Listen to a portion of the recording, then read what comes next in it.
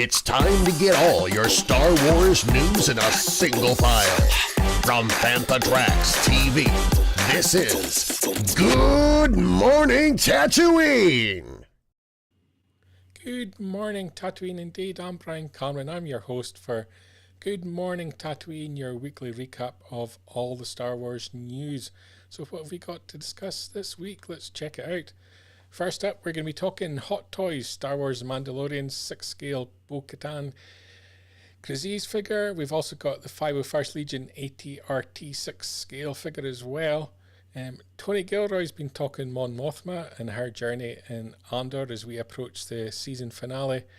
And we also got the news that the first two episodes of Andor are going to land on a number of Disney platforms for free to celebrate the finale as well. We've reached week 5 of Bring Home the Galaxy. We'll be checking out all the products from that.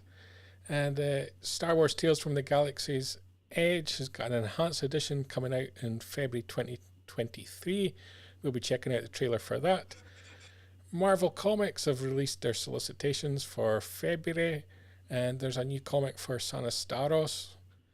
And finally, we're approaching the holiday season, so Disney Parks have launched their Droid Factory astromech for 2022, and it's R6SNO. So we'll be checking out that little droid. And to join me and to discuss all this is Becca Benjamin. How are you, Becca? I'm cold, but I'm good. Hoth has landed in Buffalo, New York. Yeah, it has gone a little bit wild out with you. Yes, it has. Like I was just saying off air, we've probably reached a little over 6 feet of snow that's landed so far, and expected tonight to get possible another, between 6 to 12 more inches. So, yay! Yay. Don't send it this way. Don't send it this way. Trying not to. Right, let's get stuck straight into the news, and that may make things a little bit more warmer. And first up, we've got a couple of products from Hot Toys who are doing really amazing stuff in their 6-scale figure range. And they've got a Bo-Katan Kryze coming out just in time for the next season of Mandalorian, which is going to feature quite heavily, it appears. And I was kind of blown away with this figure because it just looked so realistic. It looks just like her. I love that she's got that intense stare, which we know was inspired by Anne Comfrey, the scowl. So I think it's great that we get to see this come to life. And look at that. It looks just like Katie. I mean, it's amazing. She looks great. And you're looking forward to the next season of The Mandalorian. We're just approaching the end of Andor, but already we can sort of start looking forward to, I think, February. It's kind of preliminarily announced for launching. I'm excited. I'm looking forward to seeing Grogu again. I've missed the little guy tremendously.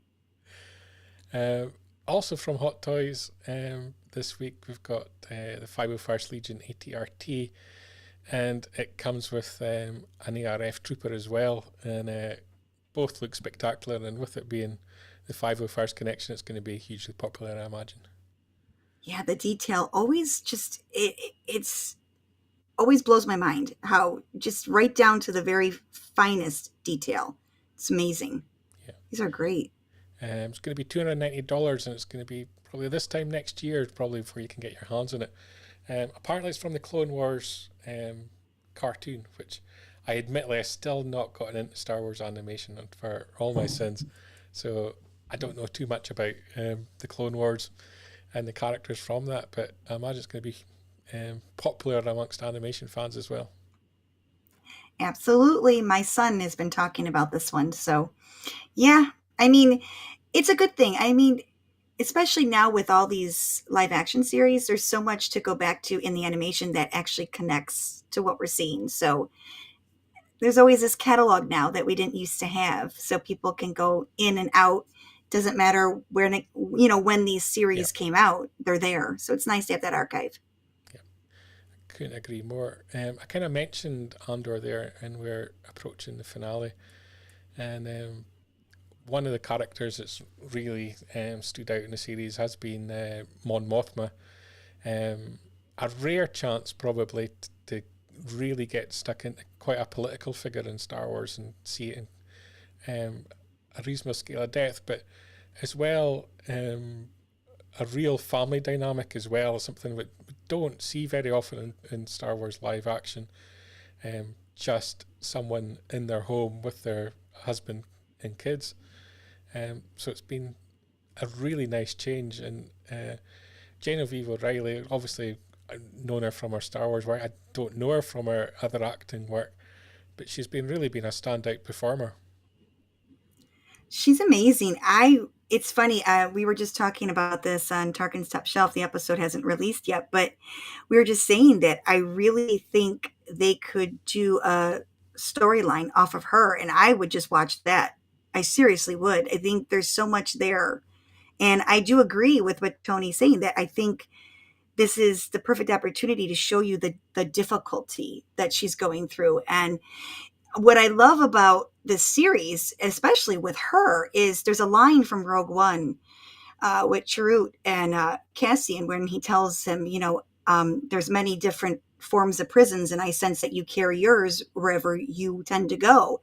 And this is it. I mean, everyone has their own prison throughout this series, and hers is basically in a fishbowl type sense, because you're watching her through windows for the most part. She's always in her apartment, and it's very sad because she really is stuck and making decisions as a mother and also as a senator, and then also what she's doing that no one knows what she's doing.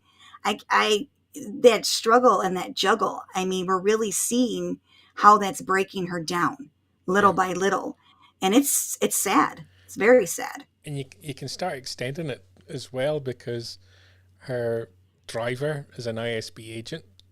So she's got no escape when she leaves the flat, wherever she goes. And then what's her job but working in the Senate, where she's got to be careful of what she says, because she's going to suffer the ramifications of the Empire if she kind of steps out of line. So she's playing this difficult game of how far can I push things without pushing things too far. And obviously she's got all the pressure going on with her cousin Vel as well, who she knows is deep into the rebellion, and probably something that she wishes she was herself in some regards, but kind of trapped a little bit. Yeah, and it's sad because that's her entire family line. I mean, she's in it, Vel's in it. Now her daughter is in it unknowingly, is going to be in it, because you see that in the last episode. I mean, her daughter wants that traditional lifestyle that's been brought up in her own culture, and Mon Mothma has always been against it because look where that placed her. But she, she's doing that on her own, and it kind of, in a sense, makes a hard decision from Mon Mothma already being made for her without having to make it herself. And it's devastating. Like the whole thing. I mean, with everybody in it on both sides, everything about it is devastating. You really feel it for everybody. Yeah. And one of the things that Tony Gilroy spoke about in this article was how impressed he was with Genevieve O'Reilly when they stepped on set, and he effectively admitted that he kind of rewrote her role a little bit, knowing what she could achieve, which I kind of thought that fluidity in creating when you've got an actor there that can really achieve something with the part and feeling able to give them more and really challenge them more. I kind of like that. I agree, and that actually shows talent, where that comes from. Sometimes you have to do what's best for the story, right? Yeah. And sometimes that deviates from where you were going to go in the first place, but it actually makes it better. And it really does. It goes to show you that their life isn't so simple. We got a glimpse of that in the Obi-Wan series with Bail and Bria and little Leia. We got to see that's not just black and white either. There's a lot of things going on. So I'm excited to see what they do with her. And I really think they could take some of these side characters, not calling her a side one at all, but you can make a series just based off of that on all the, political side of things. I think that would be a phenomenal way to do things, but we'll see what they do. Yeah, definitely. It kind of feels that when Andor finishes it, the way it's been embraced by the fans, that you kind of want to spin off from it somehow. And maybe Cassian as a character is he done? Maybe when Cassian, because we know what happens with him in Rogue One, where else do you go? Do you go further back in his time? I'm not sure that's particularly necessarily appealing. So you start looking for where could they peel off from Andor and what direction can they go. And Mon Mothma seems just the most logical route. I agree. I mean, you could actually pick up right after the Battle of Endor and go with her there. There's a lot to do with her because she's still, she's the one who eventually, when all is said and done after that, signs that, she does the peace treaty. And she's the one in charge. She's the head cheese after all that. So I'm excited to see what they do if they do it. I think while she's still has that resemblance and she's at the right age, I Yeah, say go for it, do it. yeah, couldn't agree more. More people are going to get the chance to check out Andor, especially your side of the pond.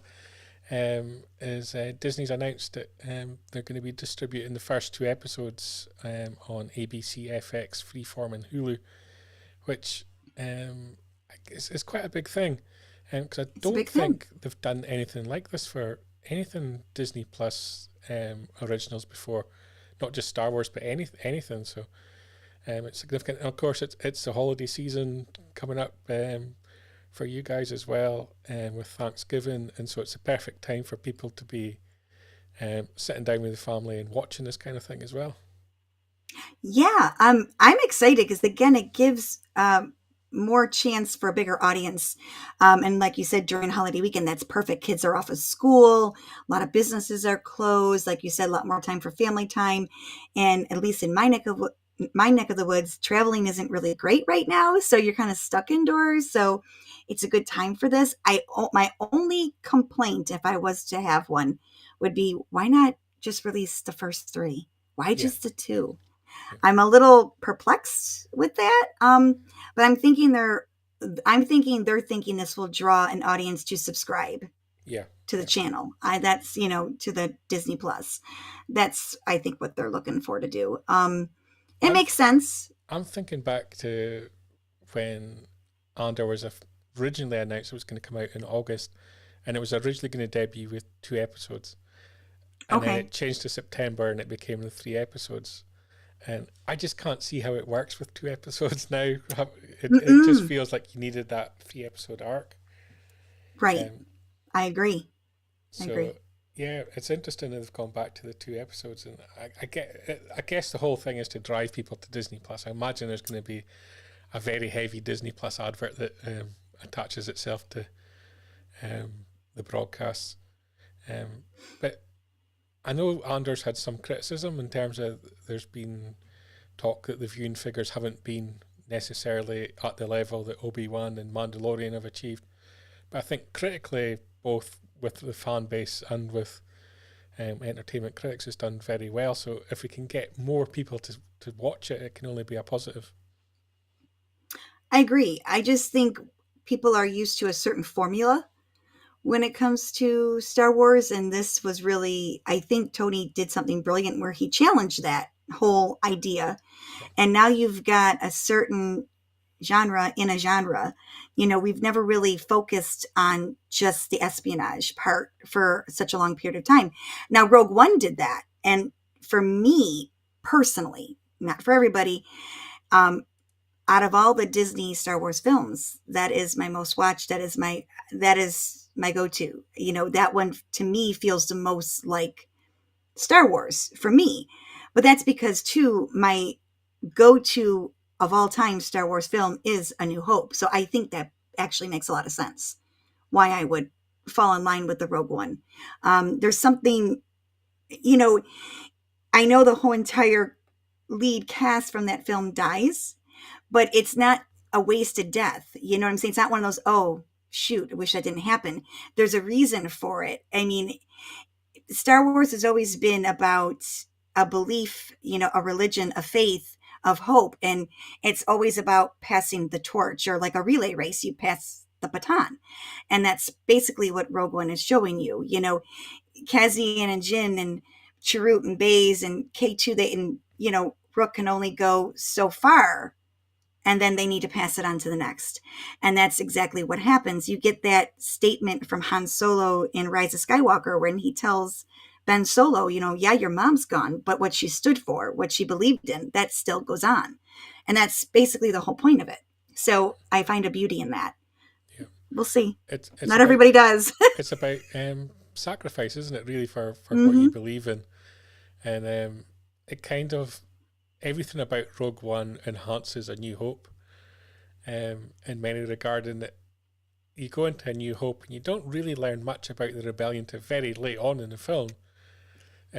So you've got a very short window to appreciate these are the good guys and these are the guys I'm supporting, and you're not really given a reason why other than it's very obvious who's bad, who's good. And Rogue One really explains that in a whole different level and really shows how committed to the cause that people are. Right. Oh, absolutely. That's just it. I mean, how much would you give for freedom? Can you even put a price on that? Um, and I think that's part of where the teetering goes for the mass audience for Andor is that a lot of what's happening or what they're showing in Andor kind of parallels to real world in a sense. And a lot of Yeah, people are trying to escape what's going on. So they don't want to watch something that kind of, reaches that, you know what I'm saying? So I yeah, totally get why it's not really hitting notes for certain people. And I understand that and I respect that. But there's just something, like I think I said it on an earlier episode that we've done with this. There's just something about getting to know what it's like in that galaxy for the average everyday person, you yeah, know, and I've never really seen that. I mean, yeah, we saw the Jedi, we seen some politics, we saw some of the Empire go through, but what about the little guy, right? So we're seeing that now, and it's scary what they're all going through. and I think Andor's going to have the same effect for Rogue One for me anyway, in terms of rewatchability. And I think the big criticism for it's been something of a slow burn, and it has. Hmm. There's been points where you think, "Come on, get to the action," but then once you've kind of had that arc and you've got the action, you kind of appreciate more what the build up was. And I Yes. think I find myself going back and watching Andor a lot more than I would watch probably any of the other Star Wars TV series. And it's very much the same with Rogue One as in terms of a movie. It's something that's very watchable. Yep. I agree with that. Yeah. Let's move on from Andor to the next news item, which is Star Wars Tales from Galaxy's Edge Enhanced Edition. This is coming to the PSVR 2, which is the second version of PlayStation's VR. Um, and I have to admit, I was speaking with someone else earlier tonight about VR, and I was very into it when it came out. And I got the original PlayStation VR, and I got the Oculus through Facebook.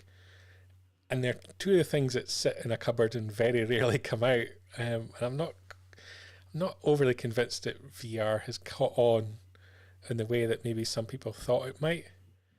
Um, and I've got Tales from the Galaxy's Edge, and I've played it a few times, but it's not something that really captures my imagination too much. Um, Yeah, I'm not a big for me it's more of a visual thing. I need to wear my glasses for everything or I'm just not going to be able to see. Also I suffer from motion sickness.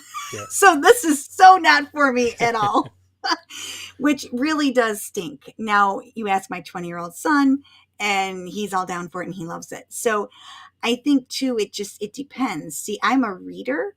I like to just imagine it in my head. I don't yeah, typically need this type of thing, but I'm also old school. I think it's a generational thing, and that's okay. That's okay. yeah. Um, We'll throw up a trailer as we talk about it. Sounds great. Yeah. I mean, it's beautiful. I'm not gonna lie. Oh, It's absolutely. What they're doing from a technical level is wonderful, really. Um, I'm not convinced it's a technology that's catching on. Everyone talks about the metaverse, and I'm just not okay. interested in this kind of whole living in a virtual reality world. It's like you're trapping yourself away from the real world a little bit. Um, Yeah, but but I mean, again, though, maybe creative. that's I the mean, point. well, and I think that is the point. Yeah, no, definitely. But it is beautiful. I will never knock all the technology in that, and just the art in like general. It's beautiful. Yeah. Star Wars book collector there making a comment. It's very true that Vader Immortal, it's effectively behind a paywall when it's VR because it's expensive technology for a lot of people, and there is a lovely story there, on the Vader Immortal series. Again, you can pick that up on the Facebook Oculus as well, and a lot of people I think that was at Celebration as well. Vader Immortal, people could try it out as Yes. well, and I think people kind of enjoyed that kind of experience. I still maintain, and I'll be proven wrong, I'm sure, in years to come, that this VR technology is kind of like a fad that's gonna kind of go away.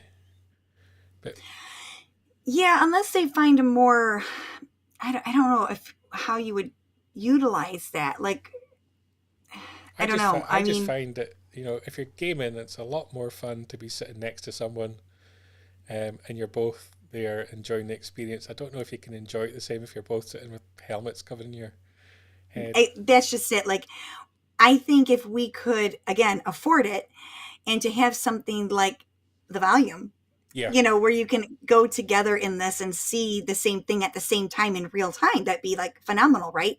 Because you look at the behind the gallery with, Hayden Christensen and Ewan going out there at the same time, and the looks on their faces and the tears welling. It's like, that's an experience. yeah, I would love, I, think about it. People pay money to go on a tour for like Skywalker Ranch or the Lucasfilm studio, whatever.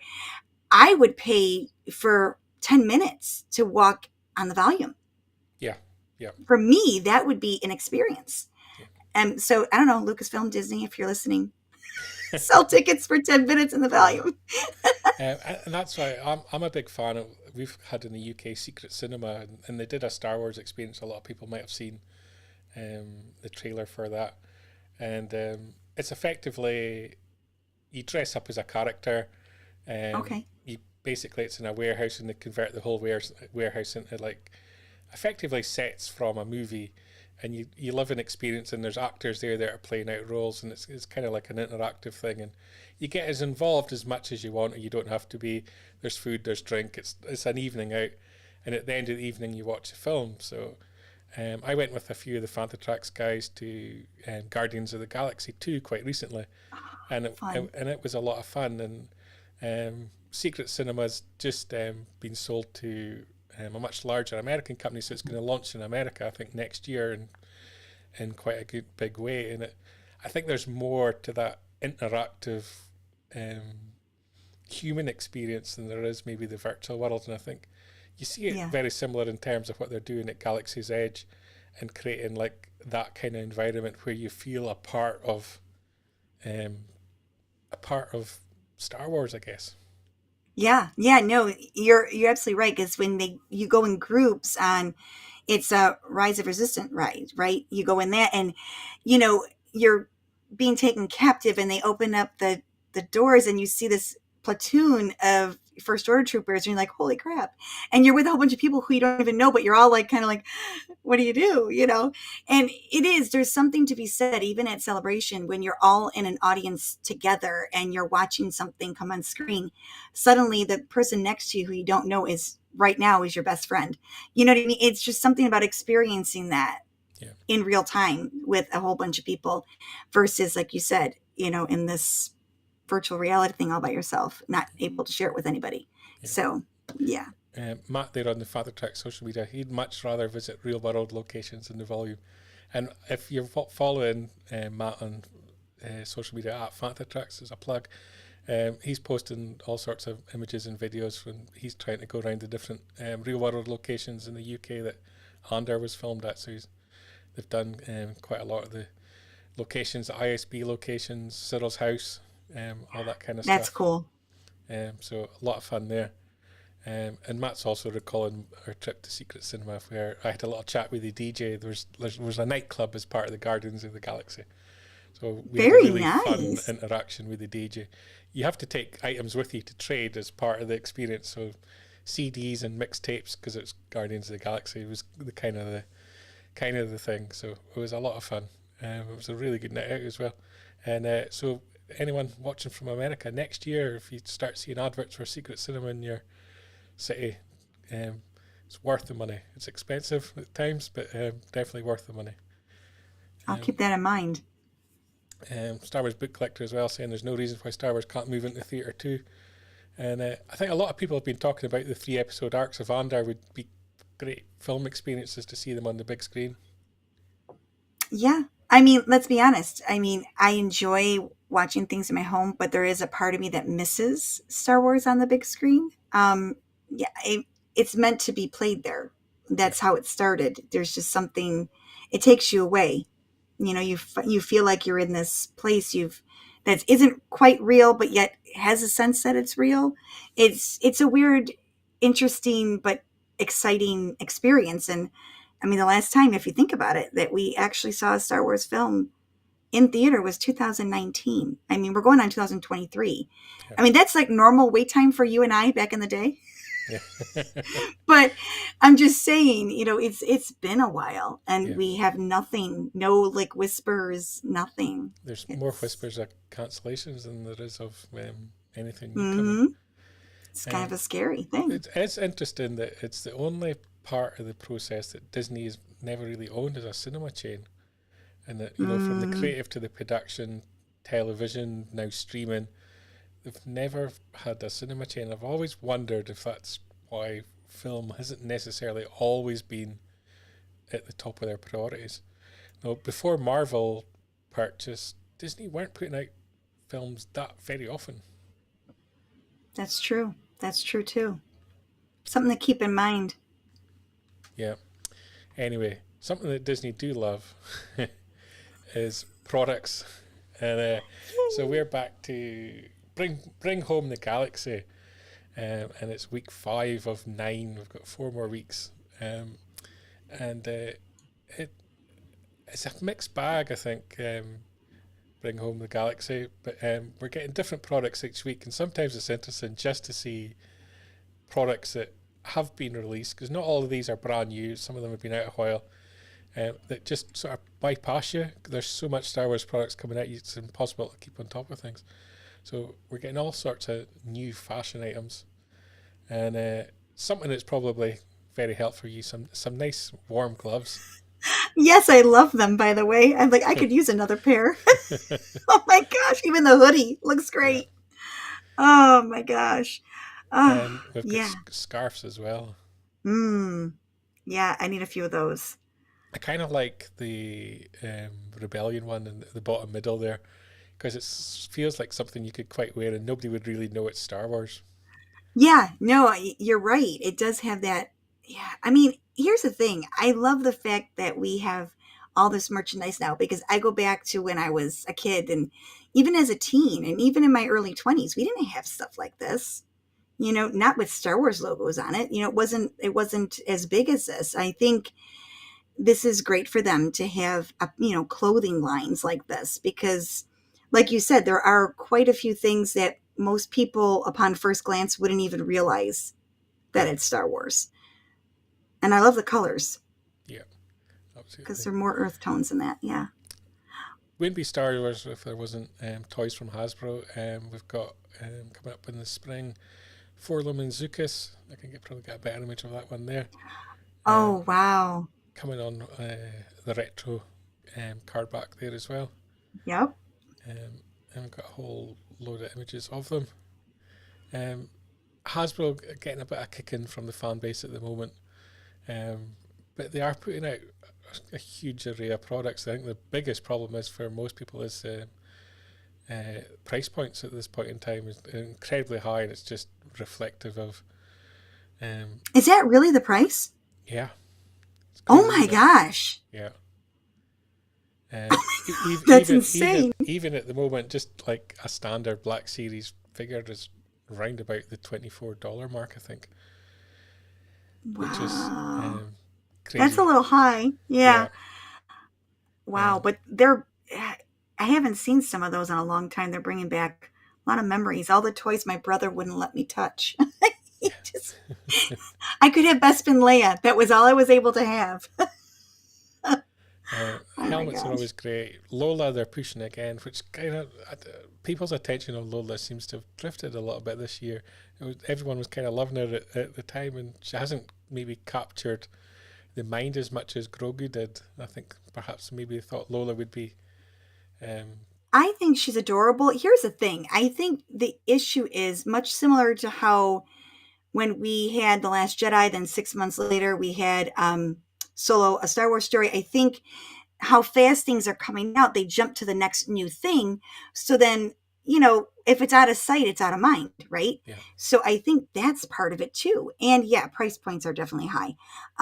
But I think that's just it. You're constantly jumping to the next thing. Grogu, let's be honest. I mean, that was just a sheer luck yeah, that he took off the way he did. I mean, I always say Star Wars had a baby. I mean, this is the first baby. Like, I mean, yeah, the Ewoks in '83 were just adorable. I mean, I couldn't get enough of those. My brother thought it was dumb, but you know, yeah. I was a young girl in the '80s. I was 9 years old. The Ewoks were super cute. I still think they are. I think that's just it. The constant jumping into the next cool thing. You forget what came out 2 months ago because now this is a new it thing. I think that's part of it. At the higher end of the price points, we've also got Star Wars watches as well. The C-3PO one, he looks very angry. I don't blame him though. Yeah, I think But does anyone even wear watches anymore? I don't know. I have an Apple Watch, and to be honest, I'd only use it for the time. It's a complete waste. Okay, yeah, I'm just saying, I mean, people don't really, I mean, like you said, you have an Apple one, so you can probably connect it with your Yeah, phone. So yeah, so that makes sense. You're connected to the world through that. But a regular watch, is that kind of like dated now? I'm just curious. Is there I any real kind of use think for it? that. I kind of think that, but um, because I'm young and hip, I'm into TikTok now, and all I get is the same guy who's in England who's got like a watch company, and he's built it purely off of TikTok. And I'm just thinking, am I the only one that's like not into buying watches anymore? They seem to appear everywhere, but it seems like an old technology that seems to be gone. Yeah, I mean, I don't know. I don't even have TikTok, so I can't I can't join in on that one. Yeah, I don't have the energy to do that. Um, Ewoks, murder bears, Murder Smiths. bears. Um, I love them. Also got Oh, that's bags coming out, nice. which is kind of nice, and a whole lot of other ones as well. There's a little Grogu one that's kind of cute, and Mm-hmm. Star Wars Everyday Activity Book as well. It's probably the perfect time a year for that kind of thing Yes, as well. I recommend it. It's very well done. So many awesome crafts and recipes, especially for this time of year. Yeah, So if you're hosting any type of get-togethers for the holidays and you want to have a Star Wars theme to it or obscure, so no one knows it's Star Wars, this is it. yeah. It's a mixed bag a little bit for me. Is bring home the galaxy, and I guess it's like a holiday catalog, isn't it? Really, it's a holiday gift idea rather than it is necessarily new products. Or really something exciting in it. If it's kind of a lot of little like fun little things, it could be gifts for Christmas. Mark, if it's nice I'm and clean, reading Mark's people comment. would look fine. He, he's entitled to be grumpy. Yeah. Um, Up next in the news, it's Marvel Comics and big Exciting. the big new series kicking off for Sana Staros, which we first heard about last month at New York Comic Con. And so this is the first issue appearing in the solicitations for February. And Justina Ireland on writing duties for this series. And I think probably a character that's really long overdue her own series. She's kind of been the sidekick for Afra for quite some time. But she's had some hard hitting action already, and this is her first solo series, which I think a lot of people are quite excited for. Yeah, I am. I'm just excited to see that they're really, I mean, not just in live action anymore. Now I mean, let's be honest, they've always done more women leads in literature or in comics, but I love the fact that we're also getting that now in our live action. But to see an actual comic series driven, like, Afra was all her, but to see Santa now, I think, like you said, always being the sidekick, now she's gonna shine. I think she's earned this. She probably should have had it long ago. So to see Justina, being the one to craft this and write this, I think it's just fantastic. And you couldn't choose a better writer for her. I think she's already writing about her, ancestors, so to speak. So I think she already has a good, probably a good creative mindset of where she's at. So I'm excited. I'm excited for this series. It's about time. I think it's a reasonable argument since Marvel have come back on the comic line that the best elements of Star Wars comics have been Dr. Aphra, have been Sana Starros, and to a large Mm-hmm. part as well, in the main Star Wars line, it's been the Handmaiden storyline as well. So, in one respect, Marvel have been handling the female characters quite well.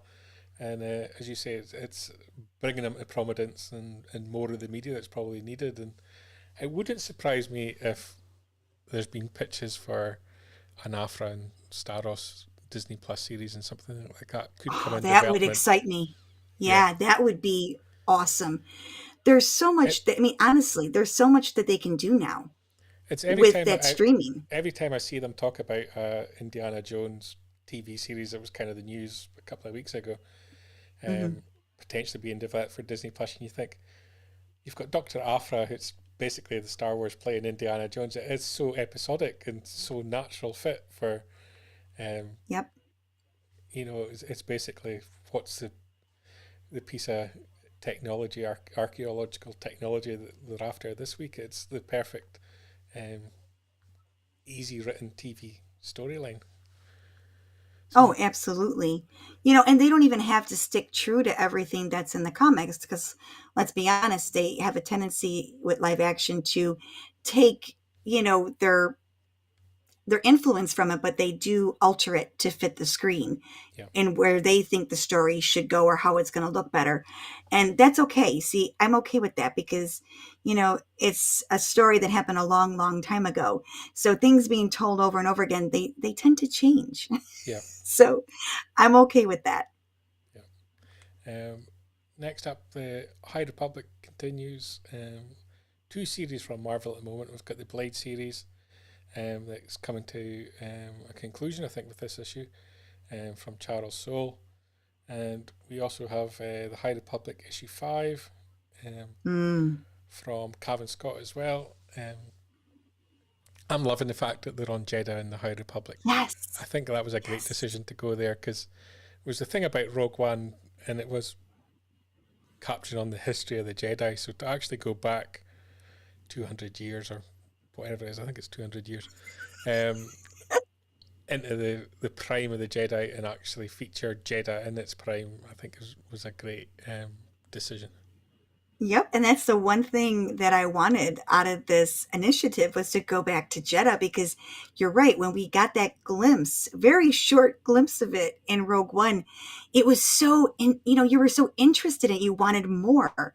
That's the one thing that I really wanted to dive more into, not just Jeddah, but the Guardians of the Wills, all of that, and I think we've gotten little bit of tales here and there through literature.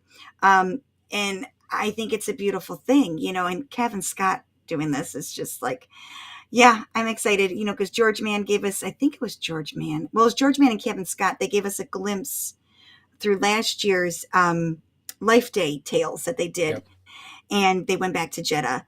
And there was some really interesting creativity there as well, having these Kyber type crystal mirrors and being able to see what your path is, and, on their life day, So I think it was just, there's so much you could do with this in this history and where they are now with phase two of the High Republic is actually 350 years Yeah. before the prequels. So interesting stuff. A lot has happened, Yeah. and there's a lot of room there. Uh, Next up is Yoda issue 4. Um, the first issue dropped this week, but not in the UK. For poor UK fans, it was missing from deliveries to comic book Oh, stores. So we're still waiting on Yoda issue 1 over here. But um, very odd that I think after all the years of Star Wars comics, this is the first time we've actually had a Yoda comic, which just seems bizarre. see, I'm excited because after we got Tales of the Jedi, which I absolutely love, I don't know if you've watched it, Brian. I know it's animation, so I know how you Yeah. feel about that. So I'm hoping that you did watch it. I've seen clips. Seen clips. Okay, good, good, good. So I'm really excited that they're doing this with Yoda because and of course, there's no one said anything to me, so I don't know anything. I have no inside scoops, but it's just my personal perspective after watching Tales of the Jedi that this string of Padawan or, master to Padawan, all that going down the road, something has had to have happened or transpired during Yoda's training or Dooku's training with Yoda. I'm I'm sold on something came from them, from Yoda's teachings for Dooku to be able to be swayed eventually down the road politically. I'm just, I'm going there. Yeah. And I'm curious to see what transpired. So I really hope we get those tales of Yoda at some point training Dooku. So I like that we're doing this with Yoda before the Clone Wars. And I want to know what went on with those two, what discussions were had. I'm curious. Next up, the Mandalorian adaptations continue. We're up to issue 8. I picked the Grogu cover. Love it. There's a few covers to choose from, but I picked the Grogu one because I thought it was a lot of fun. And that was Grogu. I think that was the first time he kind of really showed his powers there, which was a bit of a shock and a surprise to everybody a little bit, I think. I don't think the adaptations are doing huge waves because they're adaptations, I guess, and the series has been out for such a long period of time. But I think it's nice to have them there regardless.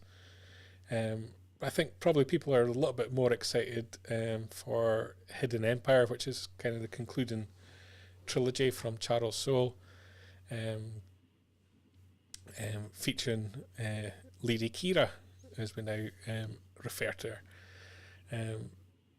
Have you been checking out this series from Charles featuring Kira so far?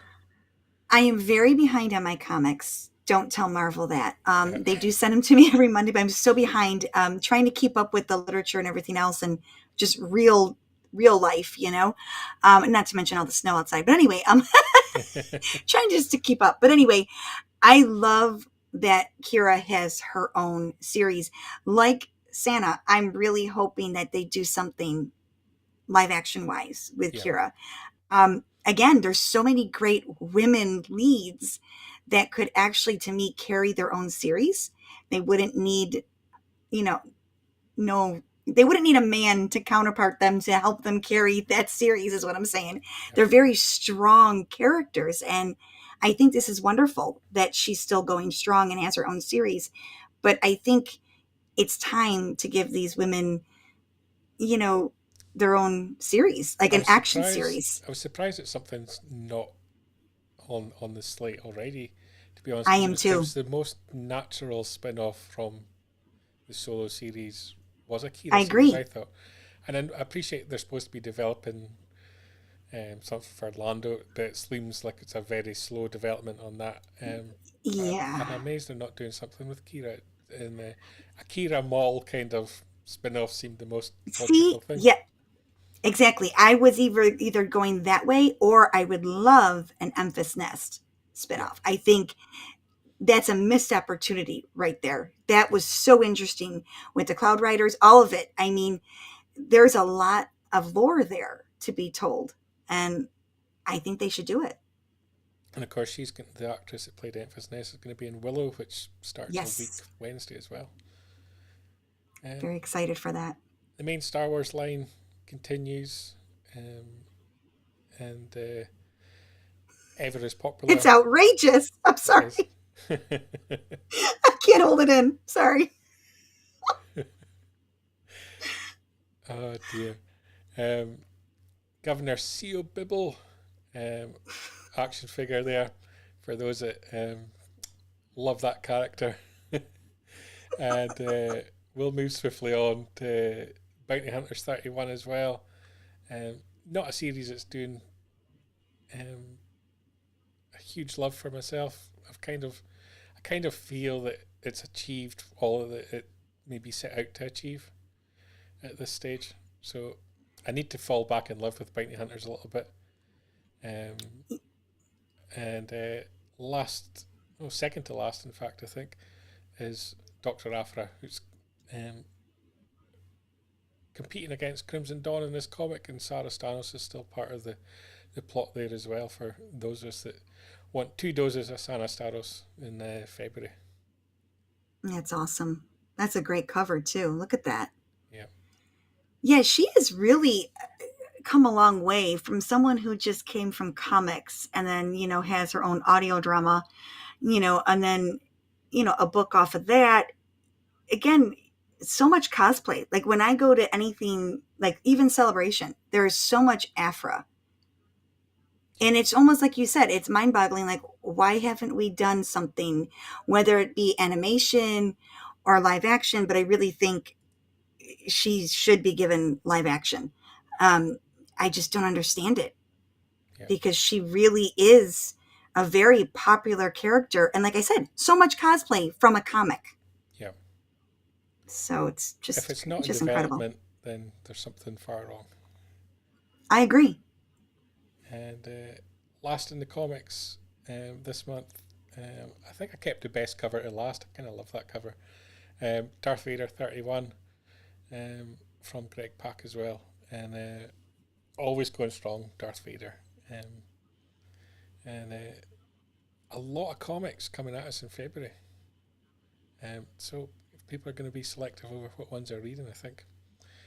Anything out of all those comics that particularly you'll be looking to pick up? Oh, definitely Vader. I mean, to me, I'm sorry, I'm one of those people, you can never not have enough Vader.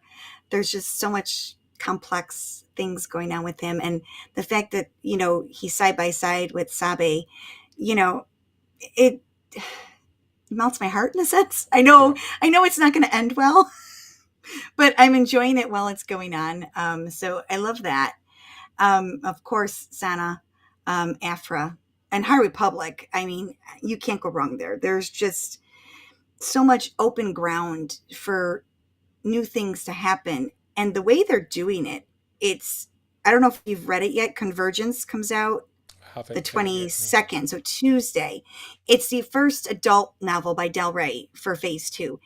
And it's so, and I'm not going to spoil anything, but it's just so completely different from anything else we've gotten, even in Star Wars. I mean, if you like Andor and you like that political spy type espionage thing, this is a book for you. And you don't need to know anything else that's been going on. You'd be okay with that. So there's so much talent across the board with these authors. It's well organized. I really hope they take that and they can somehow use that strategy going into any next trilogies of films, because it's so well organized and just smart how they've done it, and they've pulled it off. Star Wars Book Collector there. Chris just saying that his Convergence review will be up on Fantha Tracks on Tuesday. There's another plug. FanthaTracks.com. Always the best place for Star Wars news. And that takes us to our last news item for the week. And this week I've picked a happy item, because normally it's always a really sad thing to end on. I've got a bad habit of picking the worst news for last to end the show on a poor note. So I deliberately picked something fun for the last article this week. And it's the Disney Parks holiday themed Droid Factory astromech. And it's R6SNO. Our lovely top-hatted astromech all set for Christmas or whatever themed holiday that you celebrate. So cute. I love it. Now, is it supposed to be R6 Snow instead of SNO? Snow? Yep. I love it. And Oh, not the worst price cute. point either at for $15, £13. No, So that's yeah, actually a real cute. Now, when are those available? Or you have to go to the park to get it? I think you can get it online through Shop Disney, I believe. Okay. But normally I think they're park exclusives to start with. Okay. And that makes sense, Yep. But very cute. And I like that. It's very festive. And maybe they can find a way to There you go. write him into a Life Day tale. If you actually read the text that I wrote earlier, it is actually available on Shop Disney and Shop Disney Okay. UK. Yep. So yeah, you can get if you want it, you can get it. Yeah, a cute little stocking stuffer for my son. Yeah. I like it. Someone there preferred the Christmas Troopers. They did different themed Christmas Troopers last year. So they always try and have something for Christmas. So a little bit of fun if you're. Yeah, you can't go wrong with a I was going to droid. say if you're doing early Christmas shopping, but I imagine a lot of people already probably got their Christmas shopping all done. They don't wait to the week before like I do. I'm behind. I normally am, pretty good by this point, but I just started, so I'm behind. But that's okay. It'll be all right. I'll Yeah. figure it out. I work for a food retailer, and at the moment, and Christmas is kind of like that one hated thing because it's the planning starts in like April, and so by the time Christmas comes around, it's like yeah, I've had enough of it. So I'm already getting catalogs for Easter, and it's just like. Well, I'm already over snow, so I understand that. If anyone needs snow for Christmas, let me know. I can put it in a mason jar and I'll send it your way. Yeah, I've got plenty, plenty. yeah. Tarkin's top shelf. What have you got coming up? Look at that. That's so cute. Well, Convergence, we're going to be recording our review Tuesday, but we have an episode coming out featuring most of our Andor discussion. That'll come out probably tomorrow. But yeah, Convergence coming up. Zoraida is going to be coming on. I don't have an exact date yet, but we're going to sit down and chat with her and, just books in general. And hopefully, The perfect gift for Christmas, I think, is a It good is. book. It is. Actually, number one book on my list right now for Christmas, if I was to gift it to a Star Wars person, would be Kristen Baver's book, Yeah. The Art of the High Republic. Just fabulous. Fabulous. I have not shelved it yet. It's on my desk. Yeah. It's one of those books that I think is going to remain on people's coffee tables for a long time. Absolutely. Yeah. Thank you very much for joining me for this week's recap of all the Star Wars news. And it's been great having you on as a guest as always. And appreciate everybody as well for their comments throughout the show as well. It always makes it fun to get everyone's thoughts on the news. I'm going to be back Thursday evening with a review show for the last episode of Andor. I think it could be quite explosive, and we'll wait and see what's in store for that. And beyond that, I'll be back next Sunday for more Star Wars news from this coming week. What it'll be, we just don't know at this point, but there'll be something exciting, I'm sure. Becca, thanks for joining us once again, and Thanks for having me. We'll talk again soon. Good night, everyone. Keep up to date with the latest Star Wars news each and every day on FanthaTracks.com. You can also find us on Twitter, Facebook, Instagram, TikTok, Tumblr, and Pinterest at Fantha Tracks. And be sure to like, comment, subscribe, and follow Fantha Tracks TV to be alerted to new content and to be a part of our live shows.